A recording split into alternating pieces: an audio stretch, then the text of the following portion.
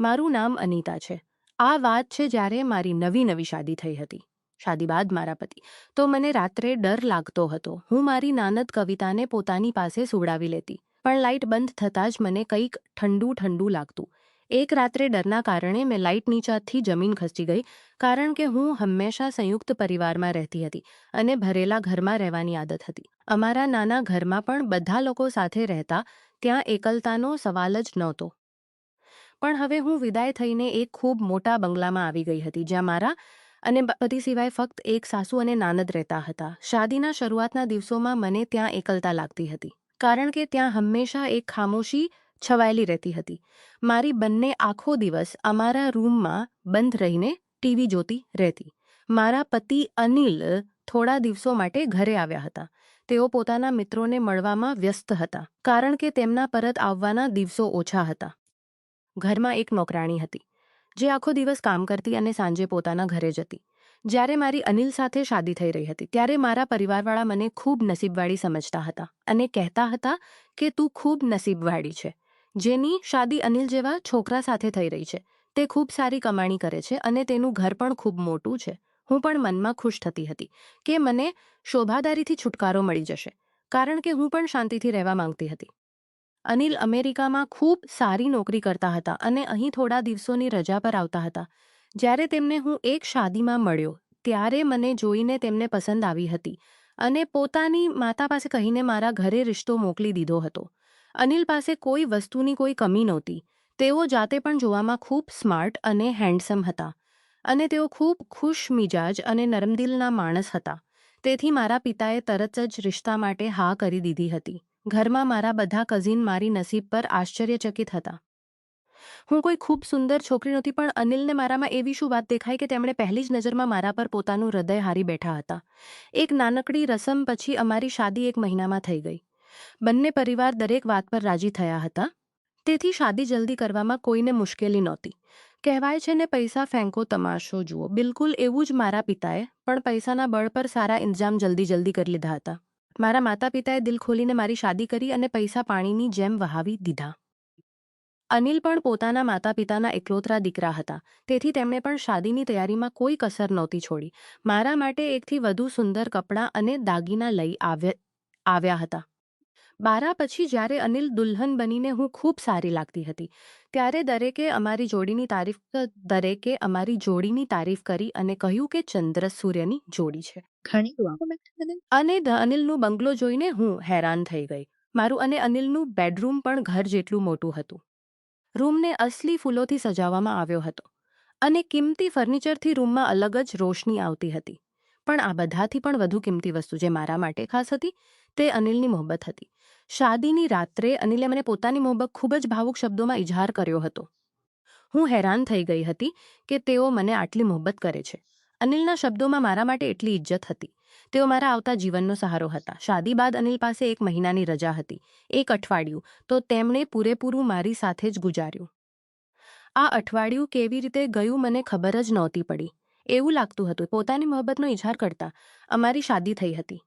અનિલ હંમેશા પોતાની મોહબ્બતનો ઇજહાર કરતા અને મારી મોહબ્બતના ગુણ ગાતા. એક પોતાના સંબંધીઓ અને મિત્રોને મારી સાથે મળાવવા માંગે છે, કારણ કે પછી તેઓ 2 વર્ષ માટે મળાવવા માંગે છે. કારણ કે પછી તેઓ 2 વર્ષ માટે અમેરિકા ચાલ્યા જશે. આ વખતે અમારી વચ્ચે જુદાઈ માટે સાથે છીએ અને તમારી વચ્ચે જુદાઈ આવનાર છે. અનિલના જવાના વિચારથી હું ગભરાઈ ગઈ હતી. મારી સાસુ અને નાનદે મને વધુ સમય નહોતો આપ્યો, પણ તેમણે મને અને અનિલને એકબીજા સાથે સમય ગુજારવાનો મોકો આપ્યો હતો. તે તેમની ખૂબ મોટી સારી વાત હતી. જ્યારે તેમનો દીકરો ઘણા વર્ષો બાદ ઘરે આવ્યો હતો, ત્યારે પણ તેમનો પણ મન હોત કે તેની સાથે સમય વિતાવે, પણ તેમણે મોટાભાગે અમને જ એકબીજા સાથે સમય વિતાવવાનો મોકો આપ્યો. સવારે અનિલ પોતાના મિત્રો સાથે નીકળી જતા અને હું આખો દિવસ બંગલામાં અહીંથી ત્યાં ફરતી રહેતી. થોડા જ દિવસોમાં મને ખબર પડી ગઈ કે મારી સાસુને એકલા બેસીને ટીવી જોવાનો ખૂબ શોખ હતો. તેઓ આખો દિવસ મોટા અવાજમાં ટીવી જોતા. દિવસો ખૂબ ઝડપથી ગુજરી રહ્યા હતા અને અનિલના પરત જવાનો સમય નજીક આવી ગયો હતો. અનિલના વગર રહેવાના વિચારથી જ હું ડરી જતી હતી અને અનિલ મને સમજાવતા કે તેઓ જલ્દી એ વાત પર બિલકુલ વિશ્વાસ નહોતો આવતો, કારણ કે અનિલની એ વાત પર બિલકુલ વિશ્વાસ નાની પત્નીઓને માતા પિતાના હવાલે જ છોડી દેતા હતા. મને પણ એવું લાગતું હતું કે અનિલ ક્યારે મને પોતાની પાસે નહીં બોલાવે. હવે અનિલના જવાનો વખત આવી ગયો હતો. જ્યારે હું મારી સાસુ અને નાનદ સાથે ઘરે પરત આવી રહી હતી ત્યારે મારી આંખોમાં આંસુ હતા. મારી સાસુએ મારી ઉદાસીને મહેસૂસ કરીને કહ્યું, "અનિતા, થોડા દિવસો માટે તું ત્યાં તારું દિલ લાગી જશે." તેમની વાત સાંભળીને હું ખૂબ ખુશ થઈ ગઈ હતી. એવું વિચારીને તો હિંમત નહોતી થતી કે મારી સાસુ એવું ન સમજે કે પતિ જતાં જ હું માયકે તરફ દોડી ગઈ. મારી સાસુએ જાતે જ ડ્રાઈવરને કહીને ગાડીનો રૂટ મારા માયકે તરફ વાળી દીધો હતો. મારા ઘરે આવીને મારું દિલ લાગી ગયું હતું. અનિલે પણ અમેરિકા પહોંચતા જ સૌથી પહેલાં મને ફોન કર્યો હતો કે જલ્દીથી તેઓ મને અમેરિકા બોલાવી લેશે.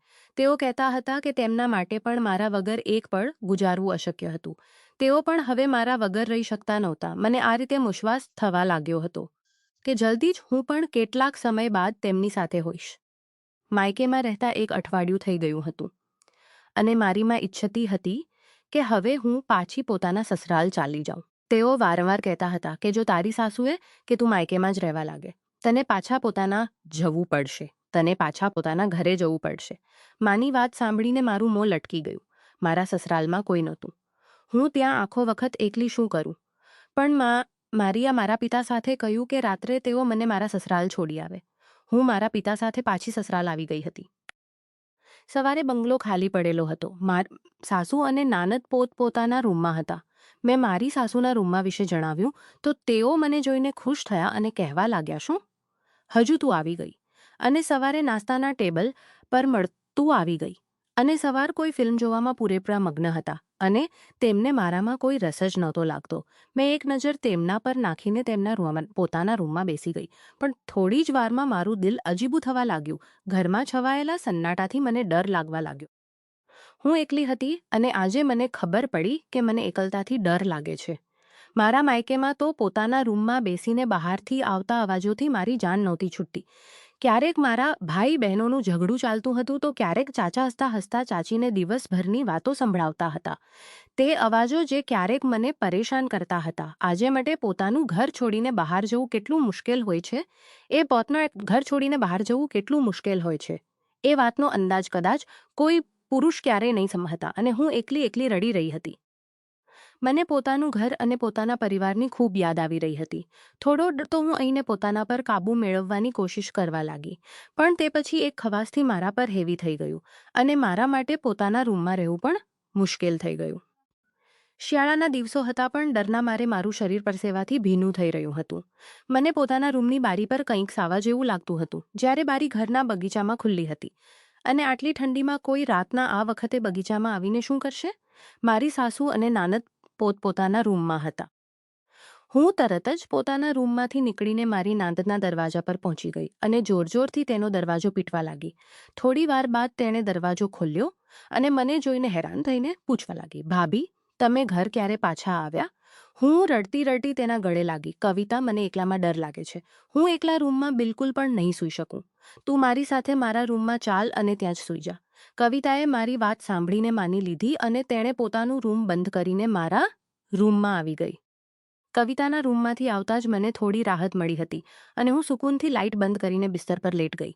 ક્યારેક મને લાગતું કે કવિતા સૂવા માટે લેટ ચૂકી હતી. તેણે પહેલેથી જ કહી દીધું હતું કે હું ખૂબ થાકી ગઈ છું, તેથી રાત્રે મને તંગ ન કરજે.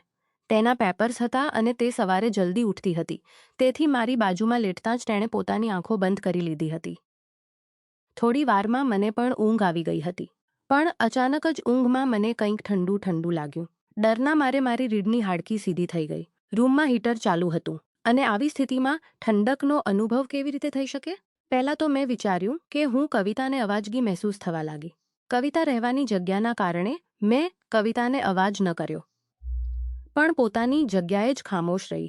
મારા મનમાં ઘણા ખોટા વિચારો આવી રહ્યા હતા. હું વિચારતી રહી અને ક્યારેક મને ઊંઘ આવી ગઈ. મને ખબર જ નહોતી પડી. સવારે જ્યારે મારી આંખ ખુલી તો કવિતા સોફા પર બેસીને પડતી કરી રહી હતી અને દિવસ નીકળી ચૂક્યો હતો. મને જાગતી જોઈને કવિતા કહેવા લાગી, "ભાભી, જો હું પોતાના રૂમમાં ચાલી જાઉં." મેં શર્મિંદગીથી મુસ્કુરાતા કહ્યું, "હા, ચાલી જા, પણ દર રાત્રે આ જ રીતે મારા રૂમમાં આવીને સૂઈ જવું." કવિતાએ અફસોસભરી નજર મારા પર નાખી અને પોતાના રૂમમાં ચાલી ગઈ. દિવસે જ્યારે અનિલનો ફોન આવ્યો તો મેં તેમને સારી વાતો કહી કે રાત્રે ડરના કારણે પરેશાન હતી. મારી વાત સાંભળીને તેઓ જોરજોરથી હસતા કહેવા લાગ્યા કે અમે વર્ષોથી આ જ બંગલામાં રહીએ છીએ, તેથી ચિંતાની કોઈ વાત નથી. તમે તો એવી રીતે ડરી રહ્યા છો જાણે તમે ભૂત જોયું હોય. અનિલ મને મળવા માટે બેચેન હતા કે જલ્દી સર્વ બંદોબસ્ત એકસાથે હોઈશું. થોડી વાતચીત પછી અનિલે ફોન બસ થઈ જશે અને પછી અમે એકસે હોઈશું. વાતચીત પછી ઓની પાછળ ફરતી રહો. બાકીનો આખો દિવસ હું નોકરાણીઓની પાછળ કામ કરાવતી રહી. હું પોતાને વ્યસ્ત રાખવા માંગતી હતી, તેથી ઘરના એક રૂમમાં દિલચસ્પી લેતી હતી. મારી પાસે કરવા માટે કોઈ અન્ય કામ પણ નહોતું. ભલે હું નોકરાણીઓનું પીછું પકડી લીધું હતું અને તેમની પાસે ઘરનો દરેક ખૂણો સાફ કરાવતી હતી. મને મારી સાસુ ઘરની કોઈ ચિંતા જ નહોતી. જેઓ આખો દિવસ ટીવીની આગળ મગ્ન બેસી રહેતા હતા. અનિલ પોતાના પૈસા પોતાના મિત્રના ખાતા મોકલતા હતા અને મારા ઘરના સારા ઇંતજામ સંભાળી રાખ્યા હતા. ઘરનું રાશન લાવવાથી લઈને નોકરાણીઓને પૈસા આપવા સુધી બધું તેના હાથમાં હતું. શરૂઆતમાં તો મને આ વાત પર ખૂબ હેરાની થતી હતી કે આદમી અમારા ઘરનો ઇંજામ ચલાવે છે કે અનિલની માને ઘરના કામકાજ વિશે કંઈ જ ખબર નહોતી અને ન તો તેઓ તેના કામકાજ વિશે કંઈ જ ખબર નહોતી. તેના કાબેલ હતા કે અને ઘર ચલાવે. તેઓ એક ફિજૂલ ખર્ચી સ્ત્રી હતા. તેમના હાથમાં જેટલા પૈસા આવતા તે બધા ઉડાવી દેતા હતા. કવિતા દર રાત્રે મારી સાથે સૂવા માટે આવતી, પણ જેમ જેમ હું લાઇટ બંધ કરીને સૂવા લાગતી અને તે પછી મને ઘણો ડર લાગતો અને ઊંઘ પણ નહીં આવતી. એક દિવસ મેં કવિતા પાસે હિંમત કરીને પૂછી જ લીધું, શું તને પણ રાત્રે ઠંડુ ખામોશ થઈ ગઈ હતી? પણ મારા દિલમાં એક અજીબી હલચલ મચી રહી હતી. એટલું તો મને વિશ્વાસ હતો કે મને કોઈ પ્રકારનું સપનું નહોતું થયું, પણ કોઈને કોઈ વિશ્વાસ હતો કે હું જાત કોઈ એવી વસ્તુ જરૂર હતી જેના કારણે મને ઠંડક મહેસૂસ થતી કરીશ. આગલા દિવસે જેમ જેમ રૂમની લાઇટ બંધ કરીને હું લેટી તો થોડી જ વારમાં મને ફરીથી રૂમમાં ઠંડકનો અનુભવ થયો અને મેં હિંમત કરીને તરત જ રૂમની લાઇટ ચાલુ કરી દીધી. આ જોઈને મારા હોશ ઉડી ગયા, કારણ કે મારી સામે જે મંજર હતું તે હોશ ઉડાવી દેનારું હતું. મારા રૂમની તે બારી જે બગીચાની તરફ ખુલ્લી હતી તે ખુલ્લી હતી અને એક સાવો જેવો મને નજરે આવતો હતો. જ્યારે મને સારી રીતે યાદ હતું કે હું સૂતા પહેલાં આ બારીને બંધ કરી દીધી હતી. મેં તરત જ બિસ્તર પર લેટી હોવા છતાં મારી નાનની તરફ જોયું તો હું હેરાન થઈ ગઈ, કારણ કે કવિતા પોતાના બિસ્તર પર હતી જ નહીં. મેં ડરતા રૂમની બારીમાંથી બહાર જોયું તો કવિતા બગીચામાં કોઈ છોકરા સાથે ઊભી હતી. મેં આટલા દિવસો સુધી જેને સાવો સમજીને ડરી રહી હતી તે કોઈ અન્ય નહોતો, તે છોકરાનો સાવો હતો. કવિતાની નજર જેમ જેમ મારા ચહેરા પર પડી તો તેના ચહેરાનો રંગ ઉતરી ગયો અને તે છોકરો મને જોઈને બગીચામાંથી ભાગી નીકળ્યો. કવિતા આ બારીમાંથી પાછી આવી ગઈ જે રીતે તે રૂમમાંથી બહાર ગઈ હતી. જે ઠંડુ અનુભવ મને થઈ રહ્યો હતો તે બારીમાંથી આવતી હવા હતી. તેમણે રૂમમાં મોજૂદ હીટરની ગરમીને ખતમ કરી દીધી હતી. મેં કવિતાના ચહેરાની તરફ જોઈને પૂછ્યું, કવિતા, આ બધું શું છે અને તું અડધી રાત્રે કોના સાથે હતી? કવિતાએ રડતી જણાવ્યું કે તે મનીષ છે. મનીષ તેના સ્વર્ગવાસી પિતાના એક નજીકના મિત્રનો દીકરો છે. પણ મારા સસુર એટલે કવિતાના પિતાના અવસાન પછી મારી સાસુએ તે લોકો સાથે મિલવણી બંધ કરી દીધી હતી. કવિતા અને મનીષ બચપણથી જ એકબીજાને પસંદ કરતા હતા, તેથી તેઓ બંને પોતાના સંબંધને ખતમ થતો સહન ન કરી શક્યા અને છુપાઈને મળવા લાગ્યા. કવિતા મનીષ સાથે ગુજારવા માંગતા હતા, પણ મોટા લોકોના જૂના સારી જિંદગી એકબી ઝઘડાઓના કારણે તકલીફો આવી ગઈ હતા. કવિતા કહેતી હતી કે થોડા સમય પહેલાં મારી સાસુને કવિતાની મોહબ્બત વિશે ખબર પડી ગઈ હતી અને તેમણે કવિતાને સખતથી મના કરી દીધી હતી કે તે ક્યારે પણ મનીષને નહીં મળે અને ન તો ક્યારે તેનો ચહેરો જોશે. જ્યારે અનિલ શહેરની બહાર નહોતા ગયા ત્યારે મારી સાસુની હાલત પણ ખૂબ કમજોર હતી અને તેઓ પણ બધાની જેમ એક સામાન્ય મધ્યમ વર્ગની સ્ત્રી હતા. પછી કવિતાના હાલત વધુ ખરાબ થઈ ગઈ. કવિતાના પિતા અને અનિલના પિતા બંનેમાં ખૂબ પક્કી દોસ્તી હતી. કોઈ સિલસિલાને લઈને બંનેની દોસ્તીમાં દરાર પડી ગઈ હતી. ત્યારથી જ તેમની દોસ્તીમાં ફાટ પડી ગઈ અને બંને પવારોનો મેળાપ પણ ખતમ થઈ ગયો. કવિતાની માં મનીષના પિતા પ્રત્યે નફરત કરવા લાગી હતી. જ્યારે તેમણે કવિતાના વિશે ખબર પડી ત્યારે તેમણે કવિતાને સાફ ઇનકાર કરી દીધો કે ક્યારે પણ મનીષના વિશે ન વિચારજે, ત્યાં તારા શાદી નહીં થઈ શકે. મારી સાસુએ લોકોના ઘરોનું કામકાજ કર્યું અને અનિલ એક વખતે બે નોકરીઓ કરવા લાગ્યા. અનિલે દિવસ રાત મહેનત કરી અને નોકરીઓ સાથે પોતાની પઢાઈ પણ ચાલુ રાખી. કિસ્મતે પલટો ખાધો અને અનિલનું એડમિશન અમેરિકામાં થઈ ગયું. યુનિવર્સિટીમાં સ્કોલરશિપ પર અનિલની મહેનત અને લગનને જોઈને અનિલની યુનિવર્સિટીએ સારા ખર્ચા ઉઠાવ્યા.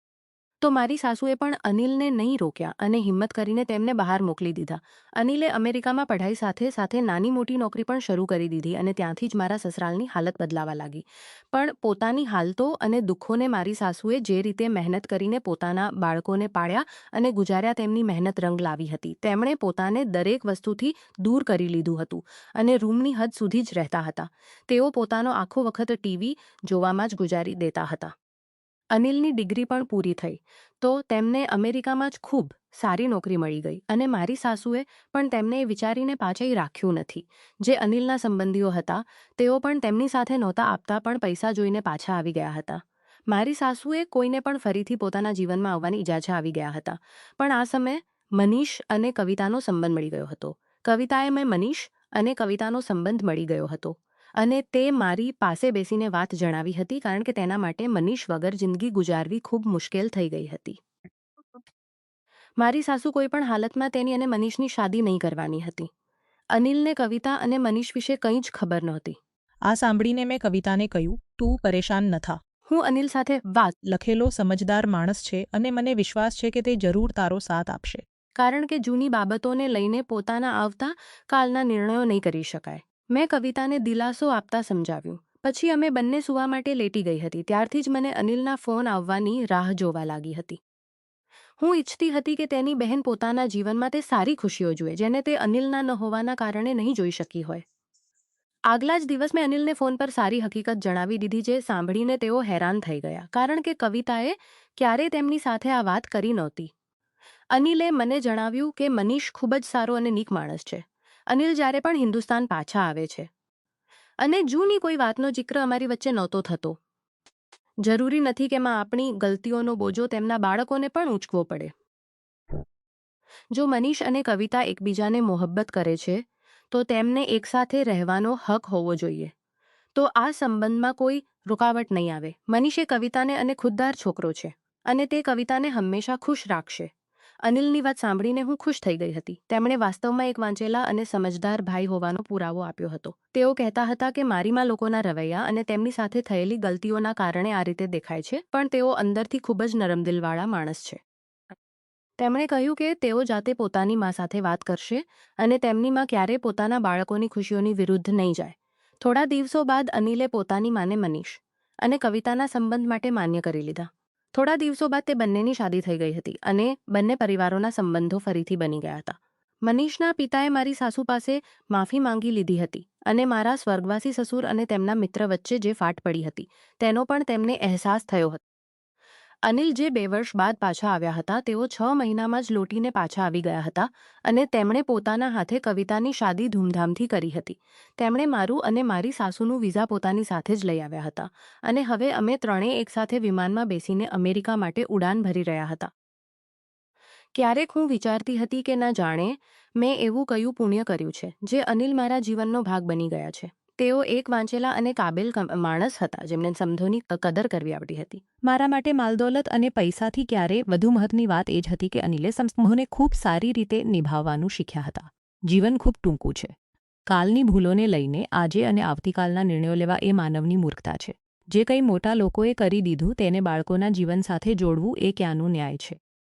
હું એ જ કહેવા માંગુ છું કે પોતાના બાળકોને સંબંધોનો અહેસાસ કરાવવાનું શીખવાવો અને સંબંધોને નિભાવતા રહો. જે કંઈ મને પણ દરેક સંબંધનો અહેસાસ આ વખતે થયો. જ્યારે હું સંયુક્ત પરિવારથી નીકળીને એક ઘરમાં એકલી થઈ ગઈ હતી ત્યારે જઈને મને અહેસાસ થયો કે જે મજા ભીડમાં રહેવામાં છે તે એકલા રહેવામાં નથી.